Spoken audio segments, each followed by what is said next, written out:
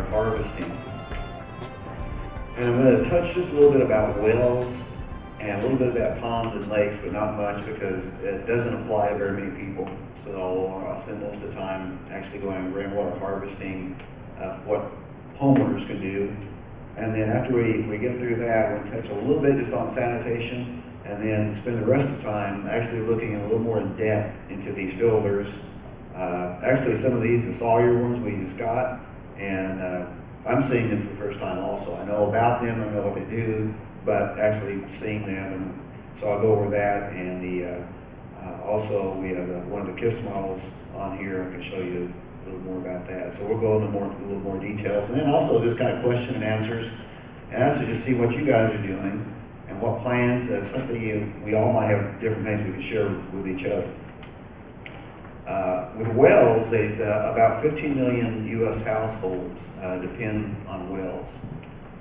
And private well systems that serve less than 25 people and have no more than 15 service connects are not regulated by the EPA. Okay, so as long as you're a private system and it's less than 25 people and you're not having more than 15 service connects, you're not subject to the regulations of EPA. Otherwise, it would be a major deal because you're going to have to be sending water samples all the time, testing your water, a lot of regulations that go with it. The types of wells usually are dug, drilled, and driven. And from the other presentations, I told you how we had actually a hand-dug well that was dug by hand. And most wells are drilled. Well drillers, and some are even driven. Some driven. There's some actually hand people who live in a more of a sandy type soil, and they have water that's pretty close to surface. We'll use some of those. There's also a water pressure driven well that can be used, but for the most part, it's usually driven wells. If you have one, you locate at least 50 feet from a septic tank or petroleum truck or tank or anything, or like 100 feet if you have like a manure stack or where you're holding manure, you want at least 100 feet from that. Now, of course, the negative side on a well is you need power, you need some way to pump it. If it's shallow enough, you can still get the old hand pumps, like the old Lehman's, like you can get a Lehman's catalog, they still have the old hand pumps you can still buy and purchase. So that's an option, because you need to be thinking about, okay, if power is disrupted, then how am I going to get that water up without my pump working? Another thing about wells is, as we consider the cost and there's actually no guarantee, I'm actually been kind of looking at that because I'm looking for ways to, on my property, to have more water availability, and so I've looked at drilling a well, and so I've got to look at it, and it's going to cost about $6,000 to drill the well, and there's no guarantee that I get water. I mean, there's water around, and they are successful, but it's not a guarantee. So, the reality could be that I could have a $6,000 hole, and so that's a consideration to go, well, do I want to chance that or not? So right now I'm looking at other options before I'm going to do that. Ponds or lakes, same thing. It can be costly. You need to have the right location, the right runoff. That you have a runoff that would feed it. Either that or have a spring. It's a spring-filled pond or lake. You need the right soil conditions. Clay is the best. When I had my older house on the property, we had a really good lake, and then when we moved, there's a pond on the property, but it's we have a limestone fairly close to the surface, and it actually leaks. So I had some clay brought in, packed down. Thought that would seal it, and it still leaks. Y'all use bentonite to do that? Yeah, they say you can use bentonite. Now I didn't do that. It'd take a lot of bentonite to actually put in it, but yeah, that's something you can put in there. That's supposedly, even if you have some water in it where it will settle and it's supposed to basically expand with the water, and we'll have seal tanks. I didn't go to that step yet, but that is a good point. But again, you need some way then to transport or power to get the water from, your pond or lake to wherever, to your household use. So that's another issue. So again, going on to what I think actually is most useful for most people in suburbia is the rainwater harvesting. So go ahead.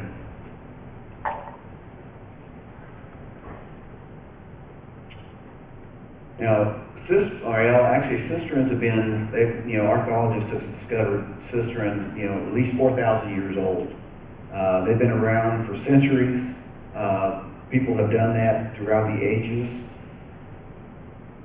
If you go to Rome today, they say there's a huge cistern that sits under the city of Rome that was actually built during the Roman times. And that's how they supplied the water to the city. Thomas Jefferson, he set up a system in his house that had 4 different cisterns that he caught the rainwater off of and then used it for his household use, for his plants, and also for his garden. So it's something that's been around for a long time. And some of the advantages of it is that, with 1 inch of rainfall, you get 0.624 gallons per square foot. So let's say you have a smaller 1,000-foot square roof, you can collect 624 gallons off of 1 inch of rain. So that's a lot of water that you can catch and use. And the best part about it is that it's the cost is right. It's free. It has 0 hardness. There's no sodium in it. And obviously, again, it's a lot better for plants. You notice the difference between if you're using city water to water a garden or plants, and then compare it to when you get that same amount of rain that comes on it, the difference in the growth and how much more effective it is. How much gallons again? Okay, it's for each inch of rain is 0.624 inches per square foot. Now your system components, obviously you need a roof, a house or a building. The metal is best. Like I had in my barn, I had a metal roof, and that works the best. But you can also use whether it's tile, asphalt, or composite shingles. I mean, they will all work. It's just that metal is usually the best. You need a gutter and downspouts, obviously. Sometimes assume, well, that's kind of normal. Everybody has gutters on the house, but I've been in some locations that they don't actually use gutters. So having gutters and downspouts, and then some way to protect what's coming into that water. So a lot of times people use leaf guards, and there's different types of those. Some are like a mesh thing that will fit inside your gutter. Some are actually overhang over the top so that the water runs, or anything except the water will run off the top. So you don't get leaves and you don't get twigs, some of the larger items in there. There's also things that are called the downspout filters. You probably find a lot of these things at Home Depot, Lowe's, those type of stores, but they're actually kind of a mesh filter that you can put in your downspout at the top, like if you don't do a leaf guard, and it basically does the same thing. It basically strains out, again, your leaves and your twigs, anything else that might be coming in there.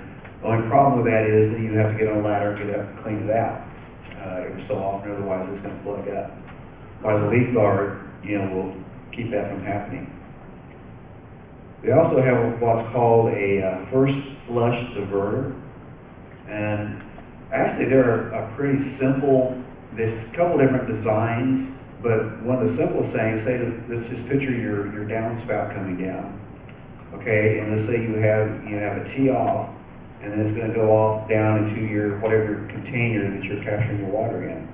Well, after it tees off at that 90, if you go on down, they will have that capped off a lot of times at the bottom with a little cap you can remove.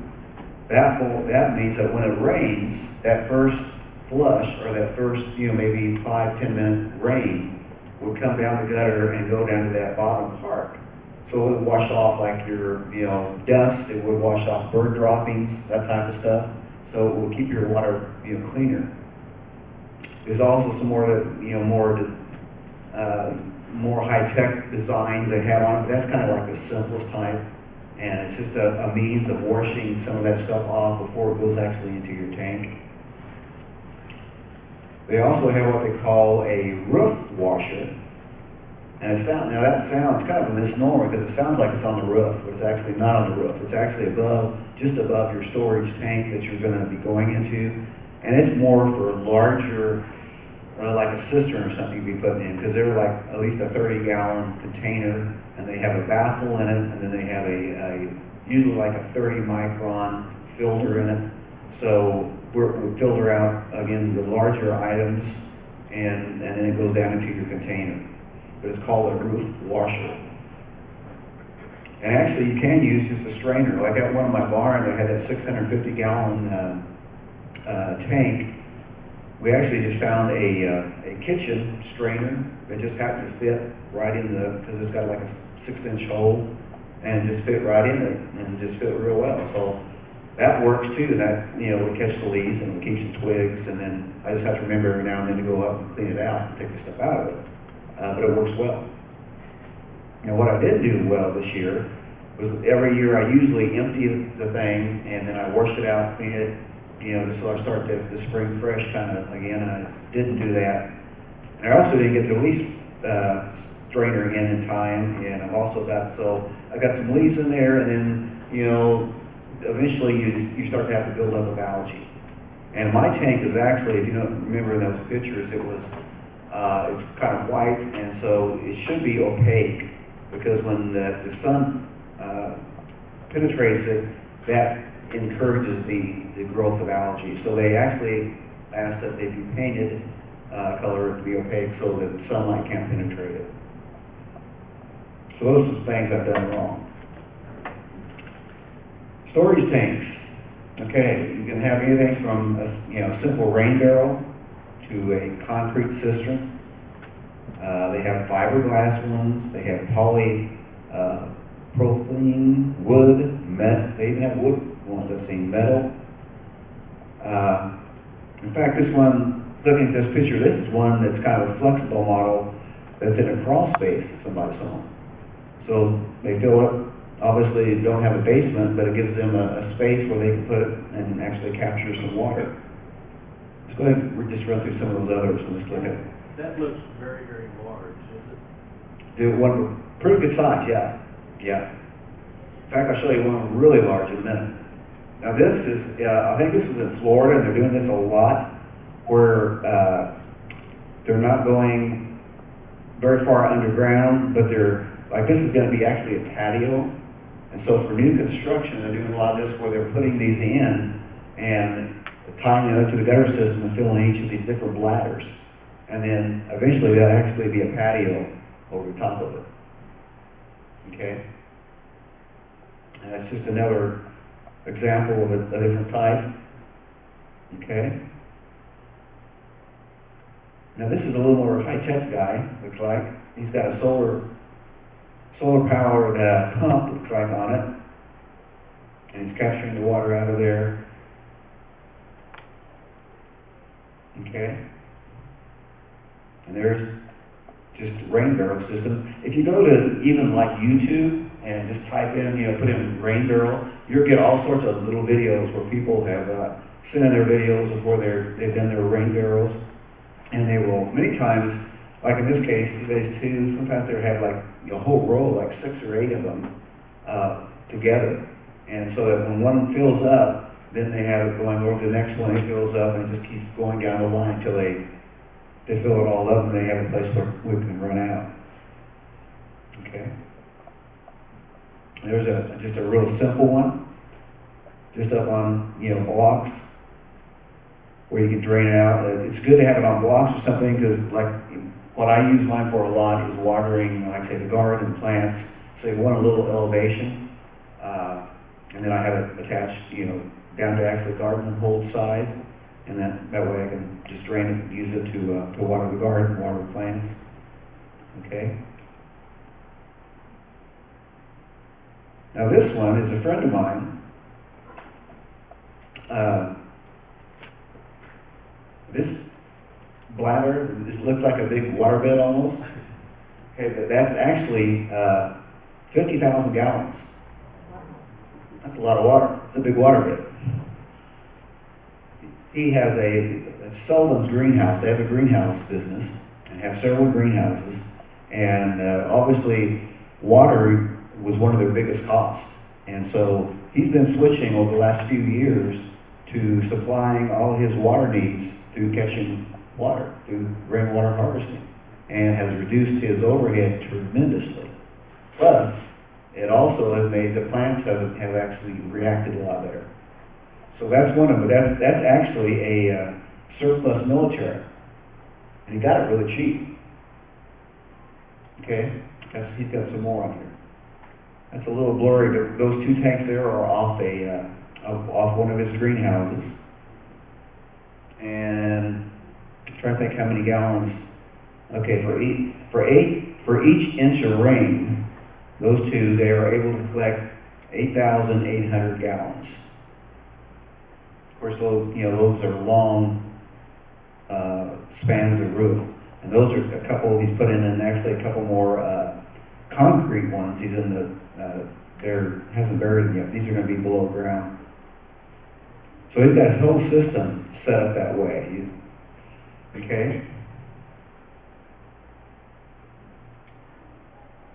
Why do you do so many different kinds? He came like on those surplus ones. He actually came across those on Craigslist. So he already had those two large blue ones that we saw. He already had those in place, and he's just been expanding. So as they've gone, then he got such a good price on those bladders. So I'm going to try that out. So he's kind of always experimenting with different things and different ways to get water. And then he has a whole system where it's pumped throughout his greenhouses there was some slides on micro filters, so I don't know where the rest of those slides were, but anyway. But some advantages that you guys have is obviously in the winter I have to drain mine because we get weather where it's going to have several days, maybe 0 below. And I'm not so worried about the tank itself freezing, but about some of the components as far as the plastic fixtures that I have on it. Could split. So I usually end up, November, December draining them, which is fine because I don't need the water at that time to, for the garden or anything. But in an emergency, that wouldn't do me good. So that's why I'm looking at putting in an underground cistern, like an 1,800 gallon cistern that I have underground. That way I have access to water during the winter throughout the year. So that's kind of my next thing. And you guys wouldn't have really that problem because it's not going to get that cold here. I mean, you're going to have some probably teens and stuff, but you're not going to have a long spell. Probably it's going to be that cold. It's going to be an issue. Also, the ARCSA, which is the American Rainwater Catchment System Association, is located here in Austin. Now, the website is www.aresa.org. And that's got a ton of information. And also, in Texas Tax Code S151.355 exempts rainwater harvesting and supplies from state sales tax. And Austin, and I assume this is still in effect, the City of Austin offers rebates and discounts to customers who install rainwater harvesting systems. So that may be something you want to check out. But so obviously they're trying to encourage rainwater harvesting.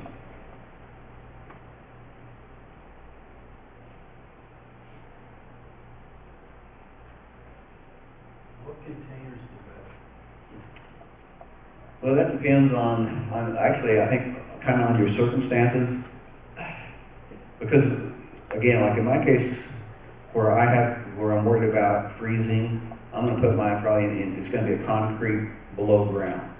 They actually make the mounts, you know, to use the plastic or the polyurethane ones, they need to be built or actually designed for underground because of the weight of the soil and stuff on it. But people use everything, like I say, a lot of people in Kansas City area, I forgot how many barrels, they have what's called Prepare to Share up there in the Kansas City area. It's kind of a website that IHOP uses, and it's for people who are interested in preparedness. And so they go in and do kind of group buys, and I forgot how many, you know, hundreds of barrels have been bought, and they usually get them surplus. In other words, they've had from different companies who use them for some type of product. As long as it wasn't a chemical, you know, harmful product. A lot of times it may be soap or maybe whatever. And so they can pick them up really cheap, and then they just adapt them. And like I say, you can go to actually onto YouTube and just they kind of go right through the instructions of how, you know, where to put your spigot at, and how to function your gutter down, and it's really pretty cool. And a lot of people have a lot of different ideas of how to do it best.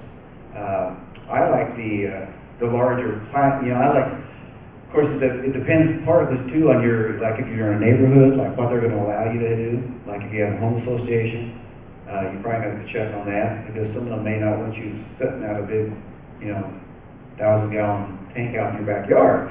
But otherwise, I say the bigger the better type thing.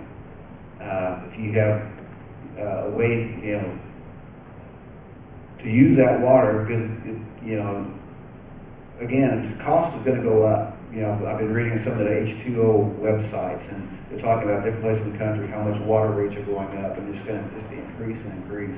So even just in the natural, without a disaster, I think it's going to be something very worthwhile to do, is to begin to capture as much water as you can. And it really just depends on personal preference. But I say go to those some of the YouTube and look at the different ones, see what fits your, you know, your situation. Does anybody have rain barrels now? Okay, what kind? I just have the 55-gallon rain barrels, but I got two hooked together off the 2 downspouts coming off the house, so I'm able to capture a little bit more because they're hooked together. Okay. And I bought them for $20 from a lady who has a restaurant, and you know, gets all that flour and sugar, and so she $20, pretty cheap. Yeah, yeah. And didn't take too much to adapt to either. Does it rain, one rain fill them up? Yeah. And you use it mainly for outdoor watering? Yeah, or? I just use for outdoor water. Okay. But again, in an emergency, that's another water source. Is there a solar pump that I could, a cheap solar pump that I could hook up to that so I could actually pump the water out of there, or is it, I'm just gravity fed right now? Yeah, that's all I am right now too, is gravity fed. I've seen some online. I don't know exactly how cheap they are. And the other thing I'm worried about is that, you know, it takes, a pump runs quite a bit of, you know, watts through it. That's, yeah. That's the thing I'm kind of concerned about, how much, in fact, that's one thing I'm looking at is now solar, just partial house using for emergency basically time, putting in some solar panels too. Right. I thought one of your pictures you mentioned solar. Yeah, there's one there that he had a little solar pump on there, but I don't know as far as effectiveness of, you know, of it and how much it is or the right. details of it. Yeah. Okay. I don't really know that one. I want to check Tractor Supply, they might have Okay. Yeah, they're coming out with more and more stuff all the time, especially solar-wise, the things available. So, who else has a? Anybody? I have a single rainwater barrel. It's in your picture. It's kind of like a, I don't know what it's called. It's dark green on the outside. Okay. I think it's about 50 gallons or so. We use that to collect the water and water plants. Okay. And Glenn? Well, if you're using one of those recycled rain barrels and it's in a place where it needs to look nice, my understanding is that fusion paint that you paint plastic with does a really good job of dressing them up. Okay. So that might be helpful.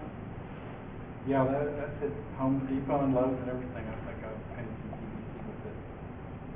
Okay. Yeah. We bought a rain barrel at Sam's, and we had to get it approved by our homeowners association. But we still haven't gotten it hooked up because it's in our front yard, and we need to get a nice hookup. Can you recommend a good way to hook it up? We had just had our gutters replaced because of a storm just before we decided to do this. Is there a good way to divert it into Divert it in.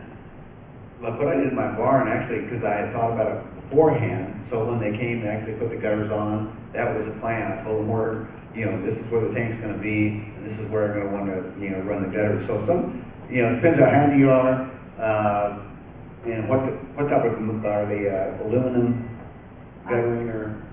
The gutter is, I guess, aluminum, but the container itself is kind of plastic type.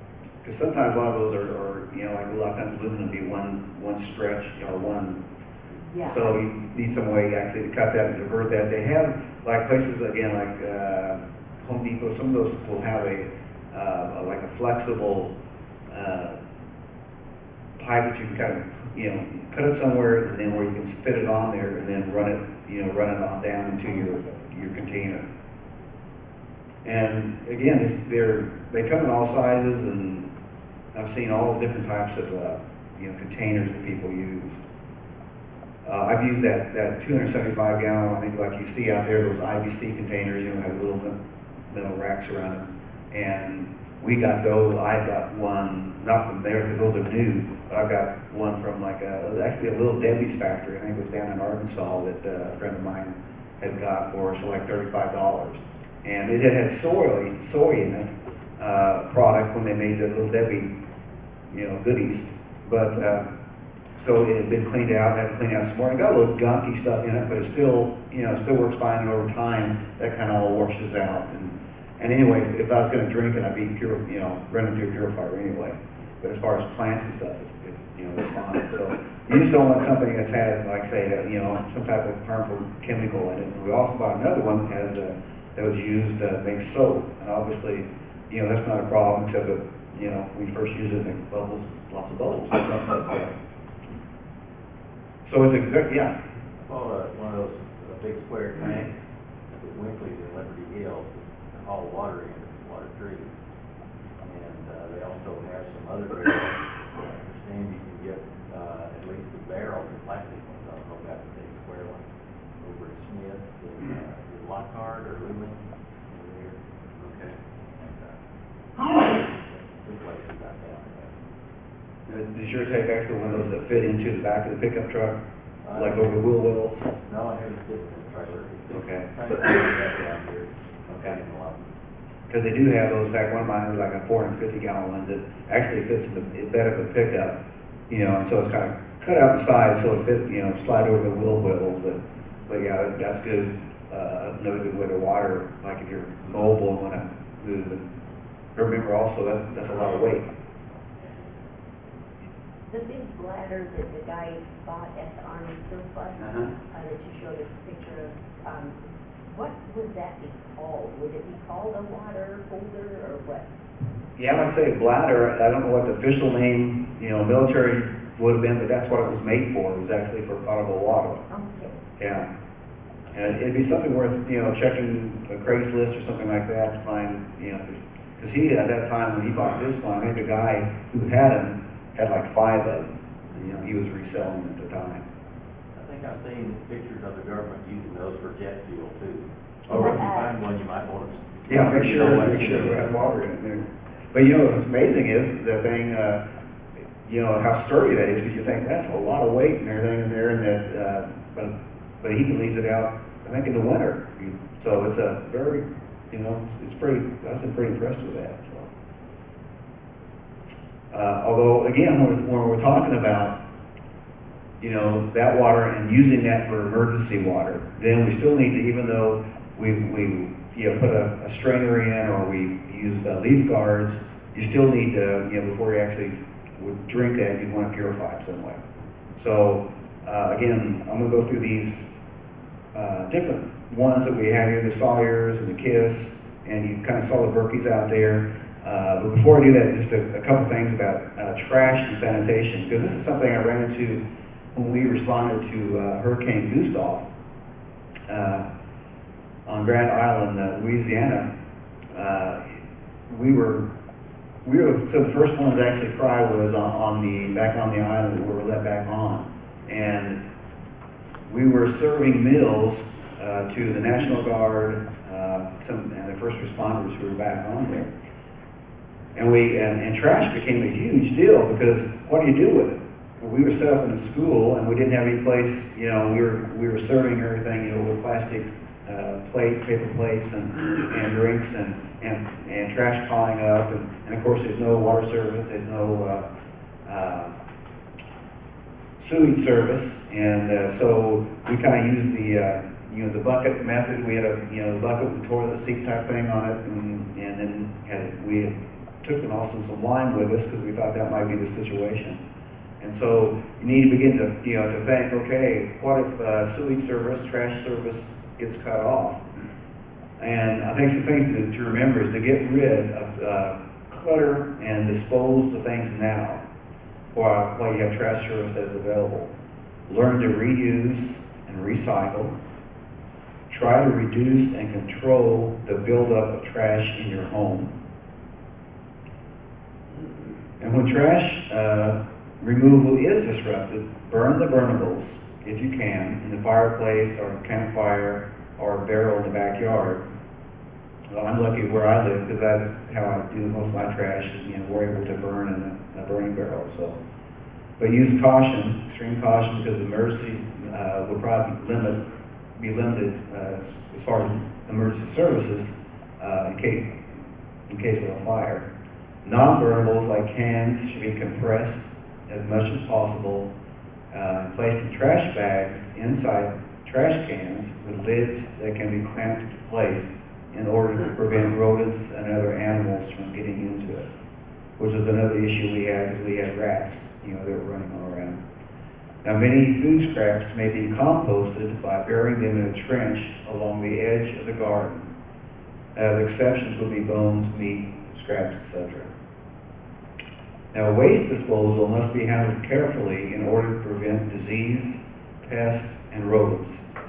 Now, if sewer lines are not usable, or if water is not available, there are a couple of options that could substitute for functioning toilets. Carefully place a garbage bag inside a toilet bowl. Use only for solids. Be careful that it doesn't puncture, and cover with lime or kitty litter to reduce odor. Also, if you burn wood, you might want to, you just keep back some ash from the winter before in a big barrel, so if it ever is needed, it's there. You can create a bucket toilet system. One idea is to use 3 buckets. The first has a regular toilet seat attached and is used only for solids. The second contains either lime, kitty litter, sawdust, or peat moss to cover the waste in the first bucket. The third bucket is for urine.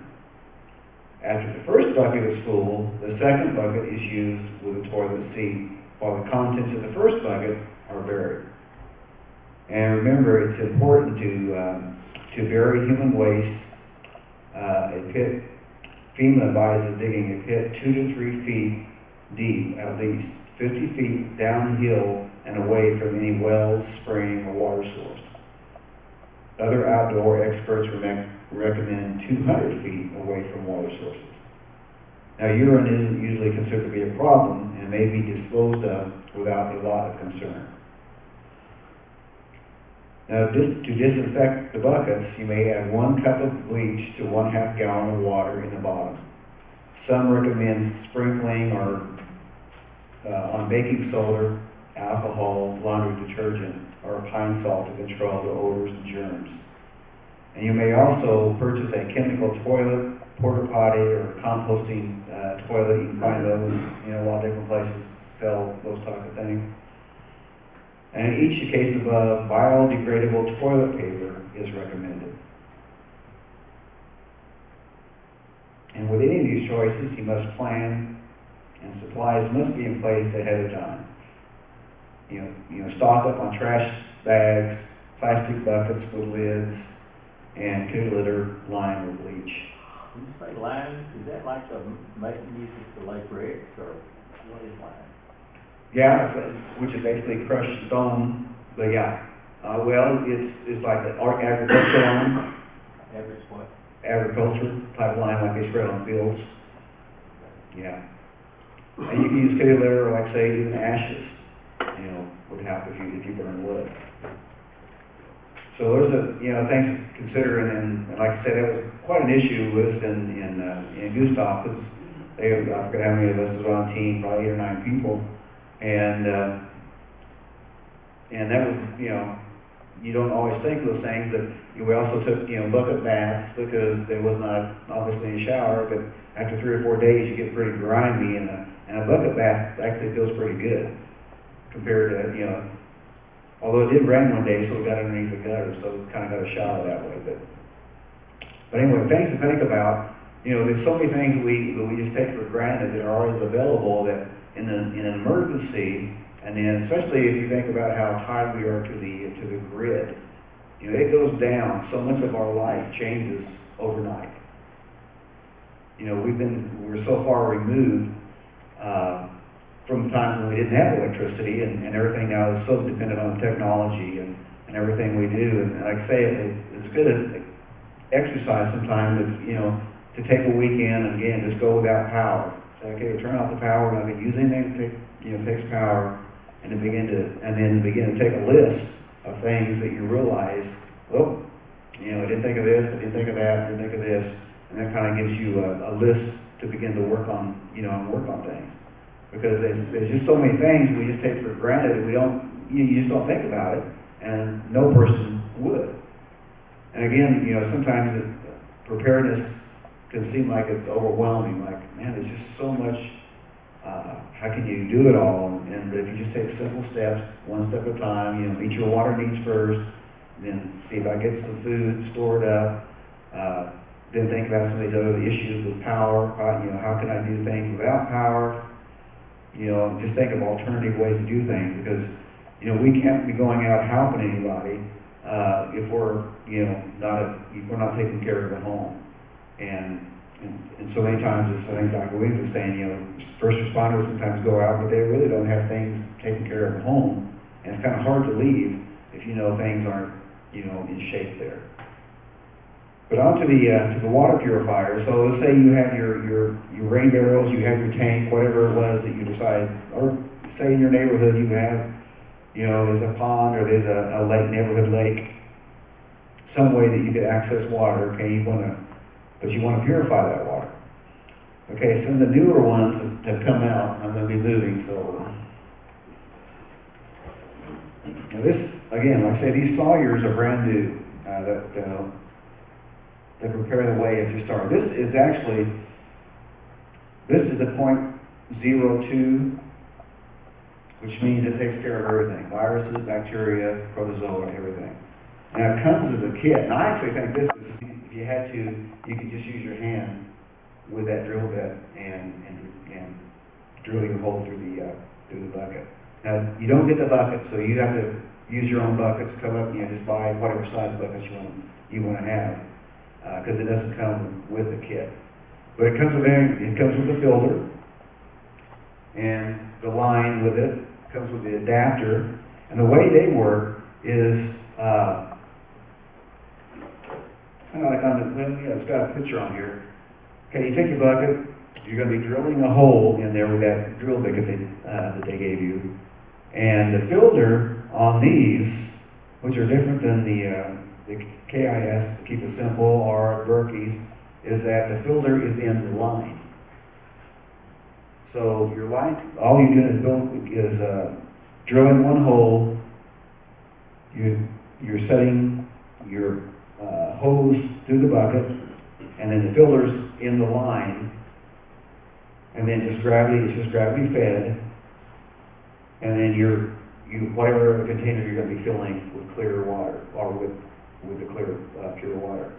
And then it has a little hook on the top of the bucket, so that, say you finished filling your bucket, or whatever you're putting the water into, then you just hook it back on top of the bucket, and that's it. And the good thing, again, about the Sawyer, I'd say the biggest advantage is that you never have to replace the filter with that. It backflips. Like this one will come with as part of the kit, a syringe. And you just take clean water and it syringes and back flushes through it. So it's a cool way of doing things. And you can, again, the positive thing that I like about this as compared to these other models, as you can see on these, it says like 1 to 2 persons, because it's more mobile. But this would be something for like more to have at your home. So, for household use. But they're really a slick filter. And it says on up to 600 liters of drinking water per day through that. And that's the .02. They also have a kit just like this. And I don't think Terry has these prepared away, but you can get them. And they're the same thing, except they're the .1, which means they do the bacteria and the protozoa, but they don't do viruses. But they are cheaper. So in fact, that's what I'm buying. I've actually bought like 3 of them, because we'll get one, and I'm going to get a couple tonight. My 2 sons, so they're going to have them too. Yeah. What is the respective price of this one and the .1? Okay, let me get my little sheet here. This is the bucket kit. It is. This is the one. Okay. 2. It is $129.99. Now this one next to it is is actually more. It's $219.95. Now it's a .02 also, so it takes care of the viruses. What's different about it is that it comes like in 2. This one doesn't really have a good picture on it. With bags, basically. Yeah, that's a better picture. Of clean water bag and dirty water bag, basically. So you put your dirty water goes in the top bag, and then the filter's down into your bottom bag. The only thing, again, is that how many people are you going to be providing water for? So as this says, it's better for small, for 1 or 2 people, for travel, because it's pretty handy to take. But if I was doing it at home, thinking about doing it at home, I'd want something probably bigger that's going to produce more water that I can do because you need to think about, again, cooking, and you're drinking water. So these are both the O2s, .02, which take care of the viruses. And then these other 2 models are the .1, and again, they work the same way. We got the clean and the dirty bags, 2 liters, and the hoses and the filter. And they also have on these actually an adapter you can hook back to your faucet to back flush in it. Now the old ones also are a little faster because it's not as, the pores are larger, so it doesn't, it actually can produce water a little faster than that. And so both of these last 2 are the .1s, and these 2 on this side are the .02 models. Now, How many microns is a big bird? They don't, on the black murky now, they don't give a micron rating. When they were back there, ceramic model, or the white ones used to say, I think, .2, or not .2, yeah, .2. But the black murkies, they don't actually give a micron rating on it. It's kind of their newer technology, and it's supposed to basically do everything but the viruses. I mean, it gets down to 99 and say .69 at the decimal. So it does They are great, and they will do, again, the advantage that they would have over these, they do chemicals and herbicides and pesticides of these stuff. Now speaking of Berkeys, just to give you an idea, you know, I had the picture where you had all the different sizes on them earlier. The smallest one is called a travel Berkey, and I don't know really why you necessarily would want it. It's just a smaller model of the bigger ones, and unless, you know, the reason they call it travel is because it's more easier to take with you. But it's like $220, and it produces 2.5 gallons an hour. And the storage capacity is 1.5 gallons, so it's just smaller. Everything about it is smaller rate as far as water going through, being purified, smaller container. The next size up is the big Berkey. And he only has, I think, the Royal Berkey out here for demonstrations that you can see. But he has all these different models on the Prepare Their Way website, so they're all available. He just didn't bring them all.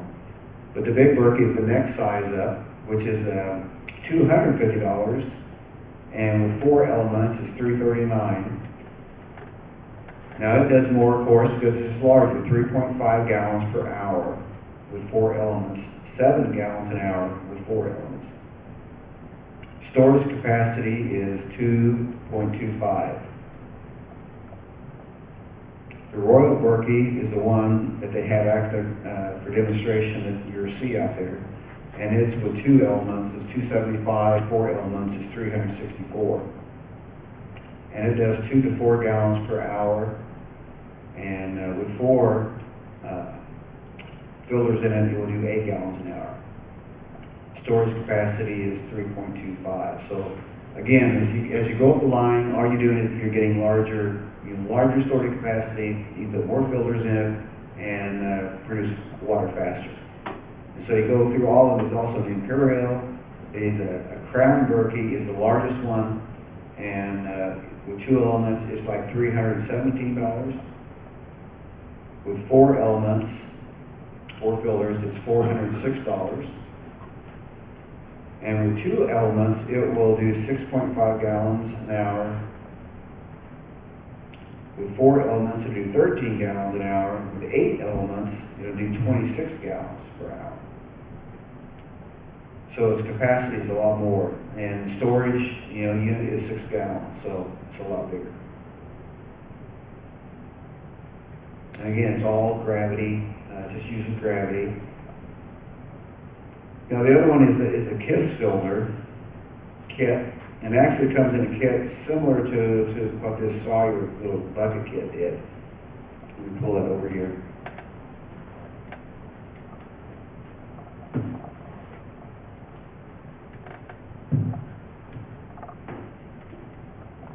So it comes with a kit, but it comes actually with the buckets too.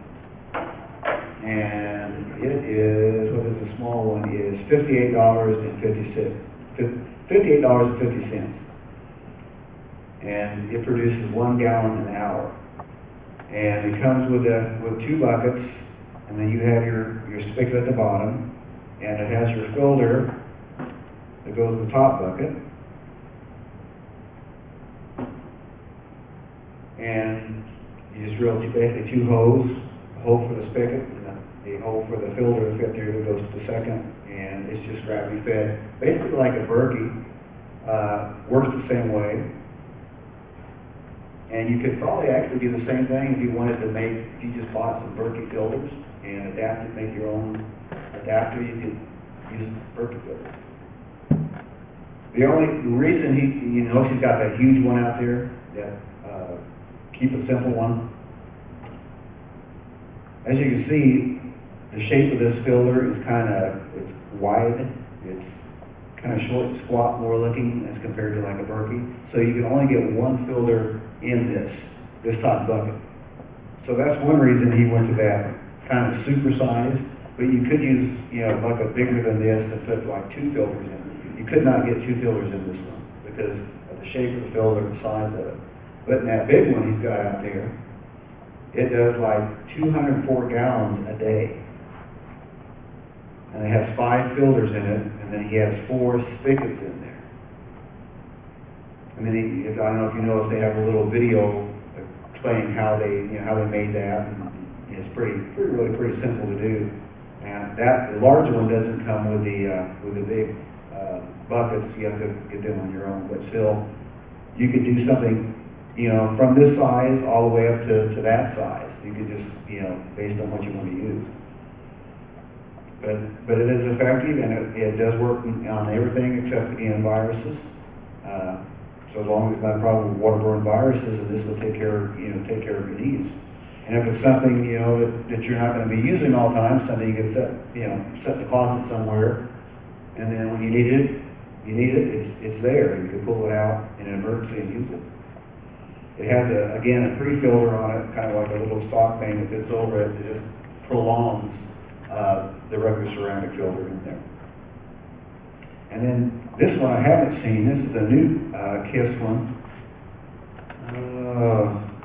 He's got a sample of that hanging up, but it's kind of like the bag one of these, and works the same way. And these are $69.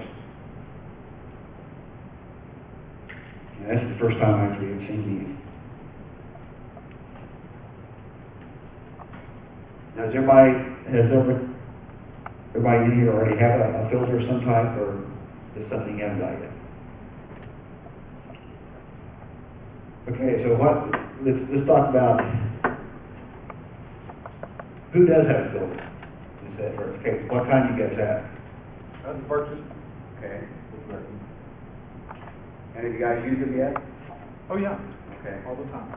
So you use yours all just for your all drinking water, basically? Uh-huh. Okay. Now, some people do that where, just because they don't like the taste of their water, they have the city water or because chemicals in it, whatever, and will use it continually. And some people buy them and actually just kind of store them away for an emergency in case they need it and not used on a daily basis. But they work very well. And like I say, they're the ones that you can put watercolor in it, and it will take out the color out of the water, so it's working. And any of these filters are gonna, as long as they're putting water out, you don't have to worry about them as far as having bacteria or anything in it. What will happen the filters will just slow down, keep getting slower and slower until they almost don't put out any water. And then you either need to change it, clean it. And most of them, like the Berkey or this one, you can take a little Scotch pad and you kind of clean it off and prolongs the life of it. And you do that several times. But eventually, where there's 3,000 gallons or 6,000 gallons, depending how many filters you have in it, it's going to clog up. And then you do need to replace it. So it's always a good idea to have, at least a couple filters, in the spare. And you can just keep them. They usually come in a package, usually in like a cell phone bag, and they're just, their shelf lasts forever. So, you can continue to use those. So. What do you recommend for more portable, like something you put in a backpack or a bug-out bag? I would, because I probably prefer maybe my first choice being either like a sterile pen or one of those straws just because of the size. Now what I use... Like the Frontier? Yeah, like a Frontier one, worked fine. I used, like when I was in Haiti, I had the little sport Berkey bottle, and it worked great. It's a little bigger though. So if you're carrying it, it takes up a little room and you've got a pack or whatever. While those things, don't take up any room. So that's a big advantage there. Okay. What other questions? Yeah. For everyday filtering, like I think he's saying that he does, would any of these filter out fluoride? Because I've been hearing so much about, they say we should have it for our teeth, but now people are saying that's bad for us. With fluoride, I know it's like Berkey sells an extra filter that attaches to their filter that is supposed to remove fluoride. In fact, I haven't had a Berkey book here. Let me just see. Yeah, it's a white. Yeah, white thing. You had one of those? but they have a long list of things. Let's see, toxic radiological heavy metals like aluminum, cadmium, chromium, copper, lead, mercury. But that's why I'm thinking that the fluoride, it doesn't, because they have the additional filter to go and filter that out. And I haven't seen any here that lists fluoride on it. So I'd say no, unless someone knows different than that.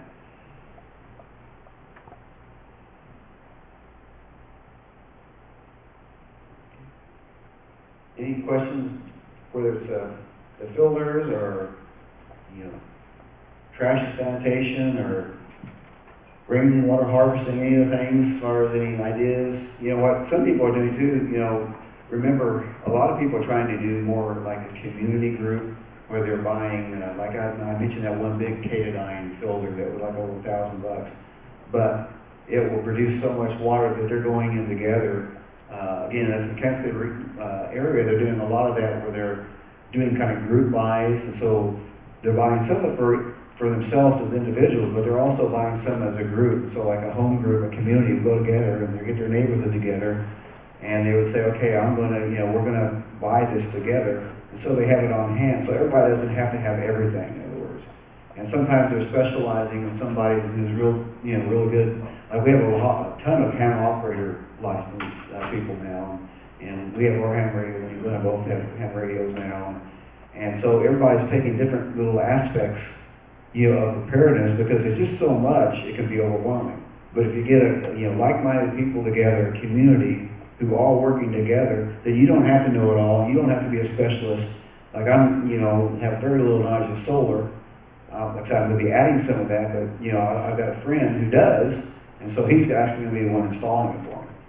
So as we begin to work together and begin to form communities where we don't have to feel like we have to do it all ourselves, and then we can depend upon one another. And so they're making different plans of things they can do together.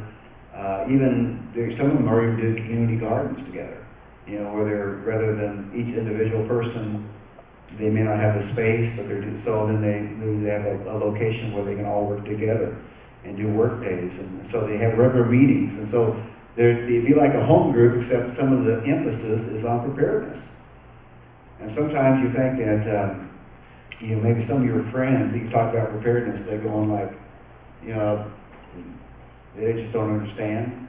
And it's funny because I've had that happen, and then like a year or two later, the same people have come up and were just so excited about everything they were doing preparedness, and it was like you just had to kind of bite your lip because you're thinking, a year ago you didn't even want to hear about it. Now all of a sudden they didn't even remember you talked to them about it. It's like went right over the head. But now all of a sudden they're on it and they're excited and just growing. So I think we're seeing that begin to happen. More and more people are getting connected to it. They're beginning to see, what's happening. The world is changing, and just the natural disasters, one after another, to continue to grow and increase. And so it's obviously people are beginning to go, something's up, something's different now.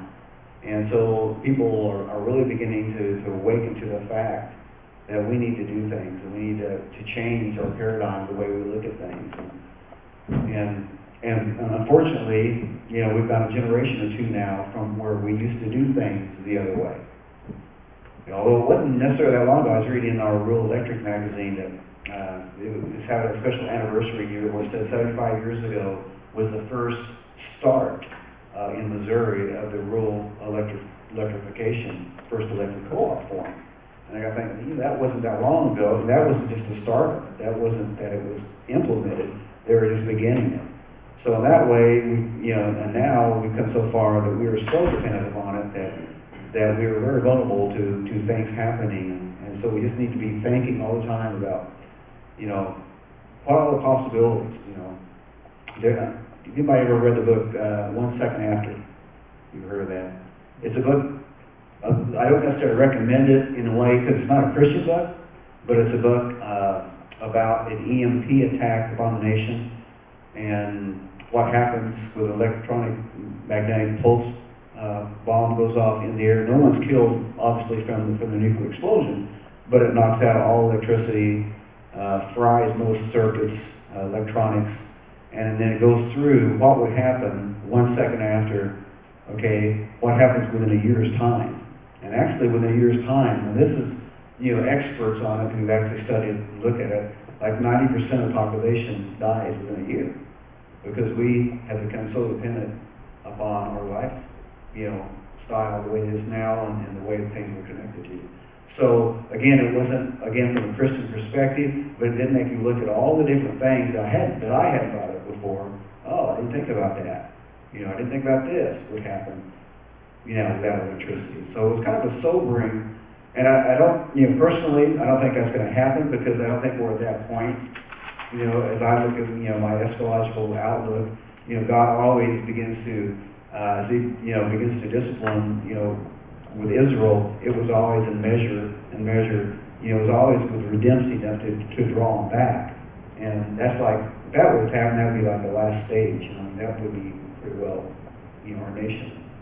But anyway, it did give me a perspective to begin to look at things differently and begin to look at, okay, I haven't thought of so many different things that I thought I was prepared, but there were a lot of holes without looking at.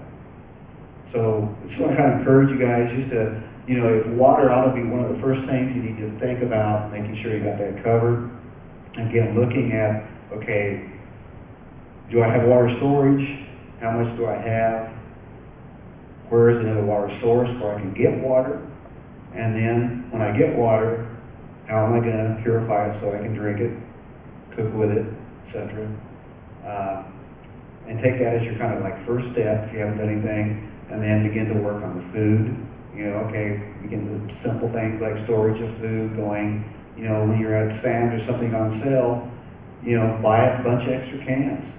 Those cans, like they have an expiration date on it, but they say, the food scientists say that unless that can has been damaged or is bulging or something, that can is good for a lot longer than what they say it is. So you might lose some, some quality as far as taste and stuff, but it would still be good. It wouldn't hurt you. So just begin to take small steps to add, add to the pantry. We've got our water covered. We've got some food stored up for whatever you're thinking 3 weeks, whatever period you kind of got in mind that I'm covered for. Begin to expand on that, and just begin to take those small steps. And as you begin to take steps, then the big ones don't seem so big. It's kind of like eating an elephant. It's one bite at a time. You don't take the whole thing on at a time, but do something. Come away from this conference and say, okay, I'm going to do at least one thing. I'm going to get covered, and then begin to work on that. Unless somebody has any questions, then yeah. If I go to a disaster area, just go up to Joplin, and I've got my big water, I've got this thing that I bought, and it's been sitting in my garage, and I go, hey, I'm going to go do some good, and I take it on up there. At what volume, or when does the FEMA guy come over and say I can't do that? Because I know it happens, because I talked to a guy that on the industrial level in Dallas that does this stuff, and he told me it does happen. So I was just curious. Yeah, one big, huge thing with that is credentials. So, like with you guys, if you've got your Austin disaster relief thing, that makes a huge difference. Because like when I was with CRI, we have our crisis response national badges, and we had the hard hats, the whole thing going in. So, like when we went down to Grand Isle, well, when we left, we thought we were going to New Orleans, and then of course the hurricane turned and went a little different direction. The damage was a different place, so we ended up at Grand Isle. But they were turning most people away, because people were coming down to try to help. But when we got there, because we had our credentials, we are a recognized organization, they let us in. We told them what we had, that we're here to feed people, and they let them in because it's what FEMA calls a second disaster, which is untrained volunteers showing up and just creating more of a mess. But when I was down at Joplin, I take it back. We did have a couple times where we went through where the police had a roadblock, and we had to show our ID, and we were able to get through because we again had our crisis response badges. But there were a lot of people still getting through different ways. So it just depends. I mean, they had tons of people. I think there were like 300 Nazarene men down there when I was there. There was just church groups from all over that were, that were responding and doing a lot of stuff. And as far as water, actually at that time it wasn't an issue because they had so much bottled water people were bringing in. And when you have a tornado, it's the devastation is tremendous, but it's just through, like a 7-mile area about a mile wide. Then you go, you get past that and the stores are open and, you wouldn't even know it. And yet at ground zero is nothing. So that's kind of a different, a different disaster setup, I guess, because you can get help in quickly. If you take something like a New Madrid earthquake, or you take the San Andreas fault, something like that, that covers a lot bigger area, square miles, that's a whole different ballgame there. Because then where's help coming from? And like I said, I've been in a lot of meetings with FEMA and SEMA, different groups, and one thing I know is that what's coming is going to surpass what they can do. And so that's one thing, they're really reaching out to churches now, because they know this is, this is beyond what we're going to be able to handle.